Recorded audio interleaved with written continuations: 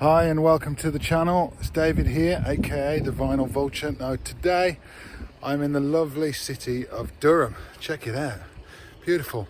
And I hear there's a few record shops here and I'm going to go and check them out. I'm going to go and see what the prices are like because, you know, cash is king, money is king, and you know, everyone's feeling the squeeze at the moment. And I'm a bit reluctant these days to spend, you know, mega bucks on albums, on vinyl albums. I'm a bit reluctant to spend mega bucks on vinyl albums that I don't believe are worth what, you know, some people say they are, or Discogs says they are, or, you know, record shops sometimes, they get swept away as well with the price of things. And, you know, they're going to sit there and gather dust, or is someone going to come along and pay that ridiculous amount of money I see sometimes? So I'm going to go and have a look in Durham. I know Durham's, well, it's nice. They've got some money here, haven't they? So the prices might not be as low as these, you know, some places are, maybe in Wolverhampton or somewhere like that. But we'll go and check it out. We'll see what we can find to see if anything's, you know, worth buying. Or if it's way overpriced, then I'm not going to pay it. So let's go take a look.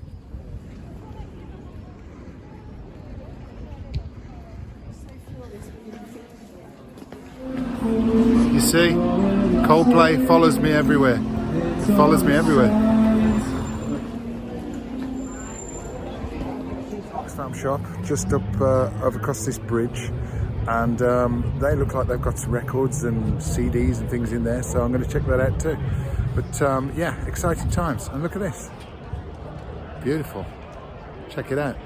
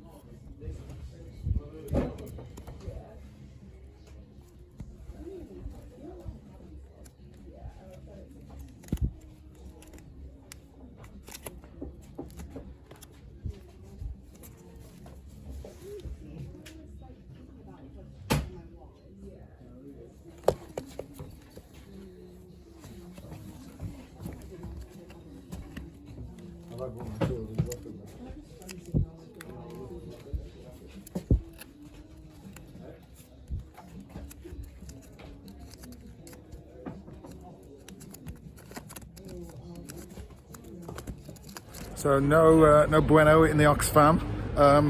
Usual fare in Oxfams. Lots of charity shop type of albums, but they want like 15 quid for them.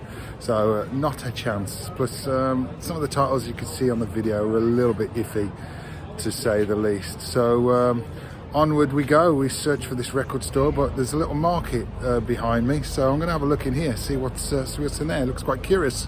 Let's take a look.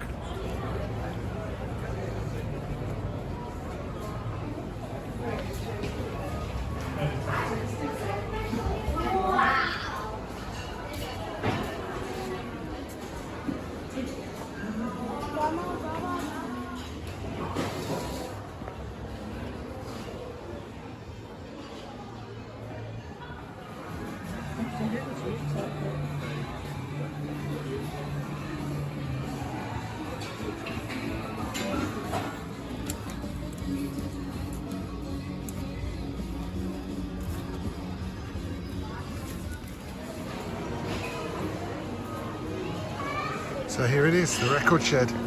I've stumbled upon it. I knew I'd find it somehow.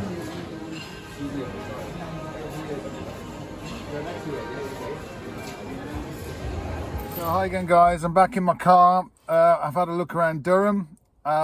Beautiful city. If you've ever been here, you will know. Lovely place, very vibrant, loads of places to eat and drink and hang out and everything else. And there's some places to buy records too. So the first one I found, you saw on the video, was Oxfam. Went into Oxfam. Now it's mostly books and kind of gifts and things like that, and chocolate they sell now. And they got a few records in there. And like I said, you know, they're selling albums that really people are throwing away because they don't want them, or they can't sell them, and they're expecting to get 10, 15, something like 20 odd quid for some of these albums. They're not worth it if they were like mint. But the fact that they're bashed to pieces and they're still asking £25 is outrageous. I know it's a charity, and the money goes to a good cause and all that. I'd sooner just give them the money than buy the album, to be honest, because the albums are just, most of them are just trash. And if there is any good stuff comes through to a charity shop, well, we all know what happens there, don't we? We all know what bloody happens there. The staff get first dibs. They either keep it or they sell it themselves. So we've got no chance with charity shops. We might as well just give up. Oxfam was just, waste of time, really, looking for records in there. And then the next stop I went to was the market. Lovely little market in there. Get whatever you want, household goods, bit of food, bit of dog food, this, that and the other. Stumbled across a store selling CDs and a little bit of vinyl. I didn't really feel comfortable filming in there. It's quite a few people bobbing around, but they've got some good CDs, good selections.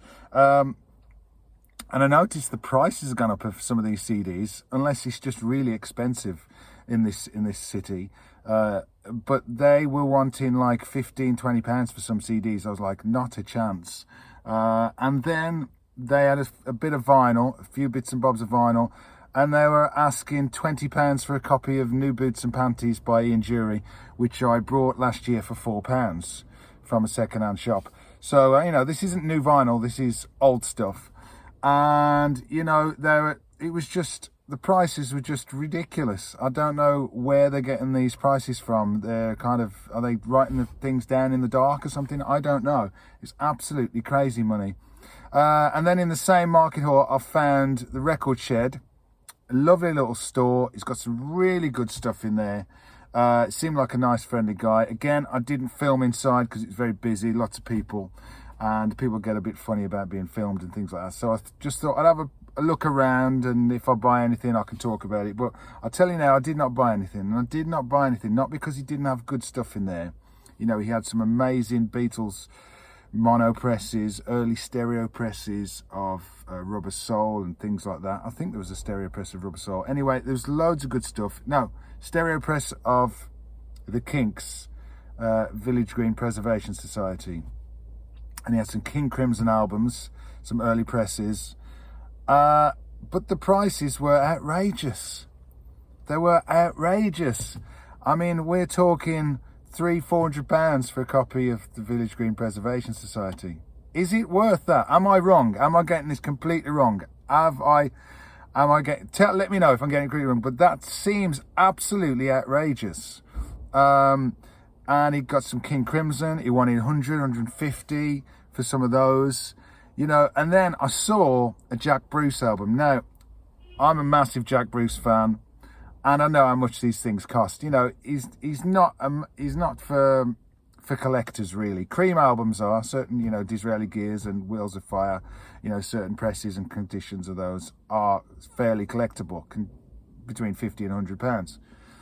But a Jack Bruce album, you don't expect to pay any more than a tenner for some of those. And he wanted £15 for the Jack Bruce album. And I thought, well, I've seen that for about a fiver elsewhere.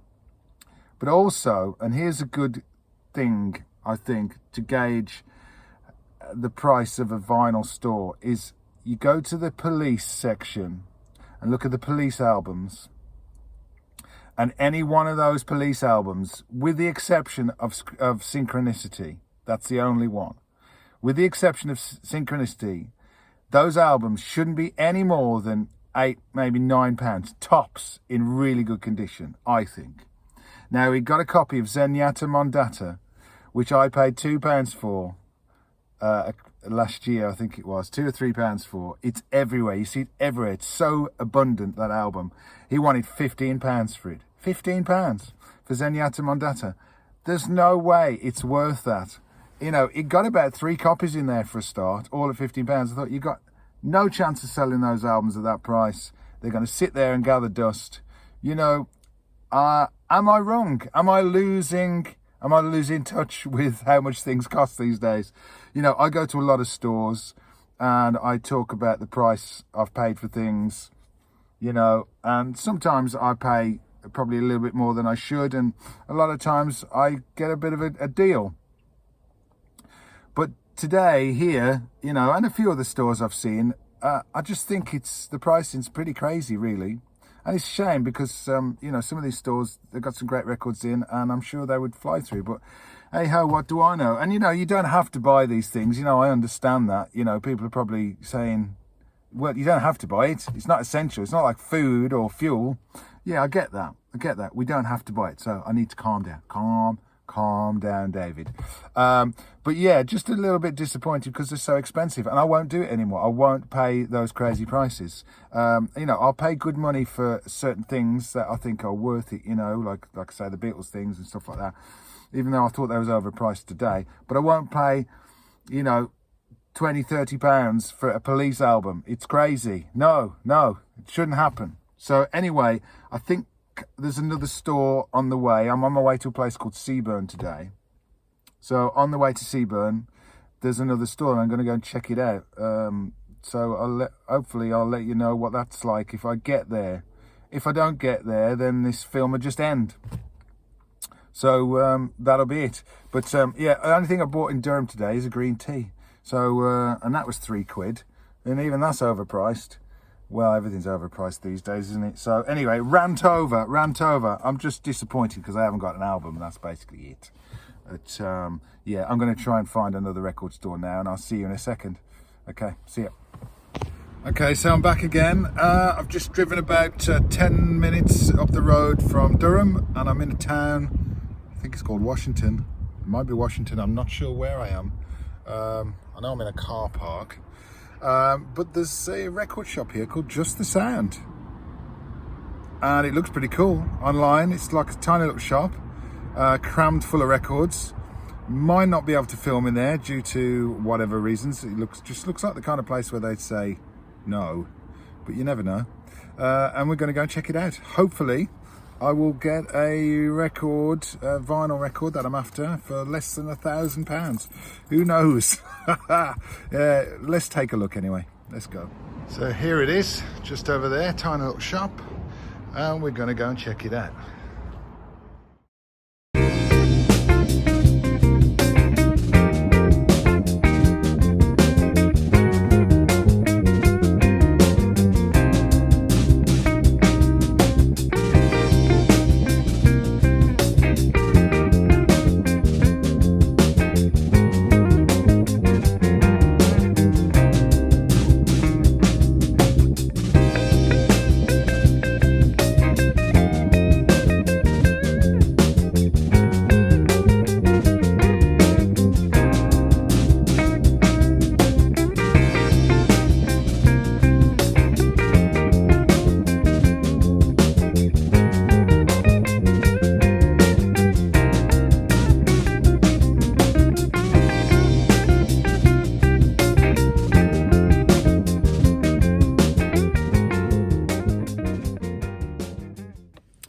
Okay, so that was Just the Sound, and what a lovely little record store this is. Absolutely a delight to look around. You know, you need plenty of time though, because there's lots of records there, and unfortunately they're not in kind of any strict order. They're not in alphabetical order or in genre. Well, they are in genre, but they're not in, you know, they're not categorized by artist basically, so you need a bit of time to rummage through. But that is part of the charm and part of the joy. You start finding things that you've never seen before, and there's so many rare things in there. Really is a great little shop. I highly recommend it. And also, the guys who run the store are absolutely just the nicest guys you could ever meet. Super friendly, super chatty. So, yeah, I love this place. I'll definitely be coming back. Just the Sound is just the place to visit. Sorry, that was a bit cheesy, but I couldn't help it. So I got 3 records for £15. Bargain, see, that's what I'm talking about. 3 records for £15. I mean, you know, you get what you pay for, admittedly, but these are great albums at a great price. You don't need to spend, you know, hundreds of pounds. But when I see albums everywhere and they want 30, 40 pounds for them, no. Anyway, let's get on with it. My bargains for today. Bargain number 1 is Back on the Streets by Gary Moore, released in 1978 whilst he was in Thin Lizzy. It features Phil Lynott and Brian Downey. There's a clip on YouTube of them playing the title track on the Old Grey Whistle Test with Phil Lynott, and I think Scott Gorham's on there. Absolutely fantastic album this is. It's part rock, it's punky, it's kind of jazz fusion songs on there. You know, it's absolutely incredible album this is. You know, part instrumental, wonderful. Phil Lynott's contributions are, you know, you can tell it's Phil. He's incredible. He's got him all over it. It's also got the hit Parisian Walkways, which we all know goes on, which we know is the same riff to Joe Henderson's Soul Bossa Nova. And, no, not Soul Bossa Nova, Blue Bossa. Soul Bossa Nova's, who's that? That was Quincy Jones, wasn't it? Yeah, Blue Bossa by Joe Henderson is, you know, basically the same song as Parisian Walkways. But this is an incredible album. £5 for that. Bargain. So next up, whilst we're in Thin Lizzy mode, we have Phil Lynott's Solo in Soho. Phil's very first solo album. He sadly only released 2 solo albums in his lifetime because, you know, he died at the age of 36 in 1986. And, yeah, I absolutely love Phil Lynott. Love his writing, love his voice, his bass playing. You know, such an influential musician. Thin Lizzy starting to get the recognition they deserve. You know, I see their albums being bought by a younger generation and their music being appreciated by a younger generation. So, you know, Phil's finally getting the recognition. This album is a departure from Thin Lizzy in terms of sound. You know, the song Sarah from Black Rose should have been on this album. That's what I think. But this isn't a Thin Lizzy sound. It's kind of poppy. It's kind of new wave kind of sound at times. It's got Mark Knopfler on here. It's got Gary Moore's on here as well, I think, and Midure. And it contains the song Yellow Pearl, which was used as the theme for Top of the Pops for many, many years. And what else is on here? The King's Call, which had Mark Knopfler on, which is all about, you know, the day Elvis Presley died. But this is, I think this is a nice album. I wouldn't say it's a great album. It's not his best work. His solo stuff was never as good as his work with Thin Lizzy.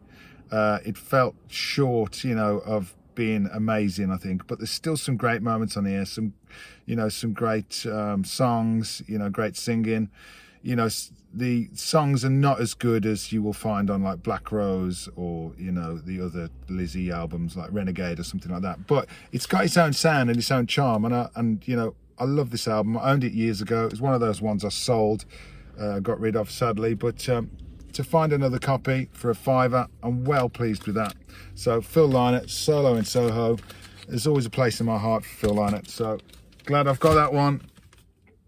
And the last one I've got, now I did a video review of this band, of me listening to this band for the first time, you know, really kind of investigating their music. And as I went through it, you know, my first response was I wasn't too keen, but people telling me, no, keep going at it, you know, try this album, try this song, you know, listen to this, listen to that. And so I listened, you know, I listened to you guys' advice, and I carried on investigating, and I've started to fall in love with this band, and it is, of course, Genesis. And this album is called Wind and Wuthering. Now, I listened to this album, and I really wasn't keen. I just thought it was a bit bland, but a bit bland and a bit nothingy. But I've started to listen to it, and I'm really getting into this album now, and getting into all their early classic albums. My favourites are still Foxtrot and The Lamb Lies Down on Broadway and things like that. But this is a great album too. So I'm looking forward to listening to this on proper vinyl, which people were telling me, you need to listen to it on vinyl. So, yeah, Wind and Wuthering. I don't know any of the titles on here, not really. What have we got on here? 11th Earl of Mar, One for the Vine, Your Own Special Way, What Gorilla. So, yeah, I do listen to you guys. See, I do take your advice. So, I've got Wind and Wuthering on Genesis. I'm going to get some more Genesis. And, yeah, £5 for that. Bargain. I'm super happy. So anyway, I'm going to go now. I hope you've enjoyed this video and my little trek around Durham and just the sand up here in the northeast of England, which is a beautiful part of the world. I'm now going to carry on to my gig in Seaburn. But before I do that, what I want you to do is I want you to like and subscribe to this channel, because it's very important. It enables me to bring you more random content and talk about records and music and wherever I'm going. So please like and subscribe. You guys take care, and I'll see you all on the next one. Bye for now. Bye.